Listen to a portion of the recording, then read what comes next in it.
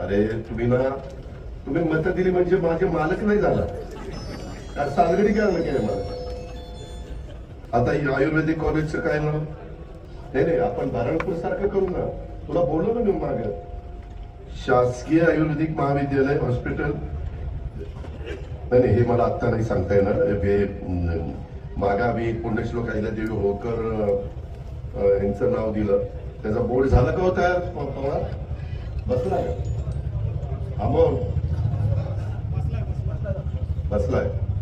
तर हे तुमचं सजेशन आहे. आपण म्हणजे नावाबद्दल कुणाचं काही दोन कसाचं कारण असेल मला देता येते का नाही बघतो ना बाबा.